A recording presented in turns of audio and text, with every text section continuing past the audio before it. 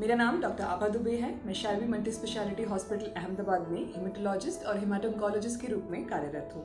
आज हम बात करेंगे अनीमिया के बारे में। अनीमिया यानी हीमोग्लोबिन की कमी यानी खून की कमी, और गुजराती में हम इसको पांडु रोग भी बोलते हैं। इस तरीके के पेशेंट्स यूजुअली डॉक्टर्स के पास में थकान की सिम्टम यानी कि फटीग के साथ में आते हैं और सीबीसी रिपोर्ट में उनका हीमोग्लोबिन कम पाया जाता है।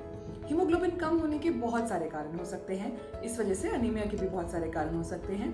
वो कारण समझने के लिए हमें सबसे पहले समझना पड़ेगा कि बोन मैरो किसको कहते हैं। बोन मैरो, जिसको हम अस्थि मज्जा भी बोलते हैं, मतलब हड्डियों के अंदर का वो मावा जहाँ से खून का जन्म होता है।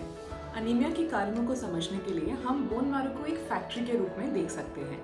सबसे पहला कारण हो सकता है कि फैक्ट्री में सही मात्रा में रॉ मटेरियल नहीं पहुंच रहा है। तो हीमोग्लोबिन बनाने के लिए कौन से रॉ मटेरियल सबसे ज़्यादा ज़रूरी हैं?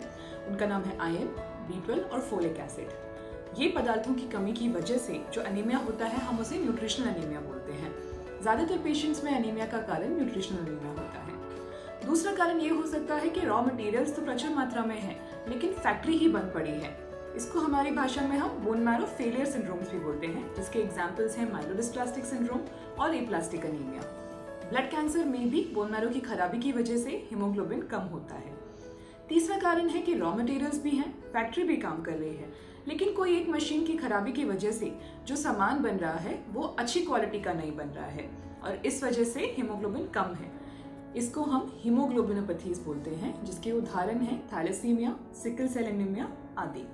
और चौथा कारण, जिसमें रॉ मटेरियल्स भी हैं, फैक्ट्री भी काम कर रही है, सामान भी अच्छा बन रहा है, लेकिन बाहर ब्लड में आके हीमोग्लोबिन नष्ट हो जाता है। इसको हमारी भाषा में इम्यून हीमोलाइटिक अनीमियाज बोलते हैं। अनीमिया का इलाज सिर्फ खून चढ़ाना नहीं है, अनीमिया का कारण ढूंढना उसके प्रभावी इलाज के लिए जरूरी है। धन्यवाद।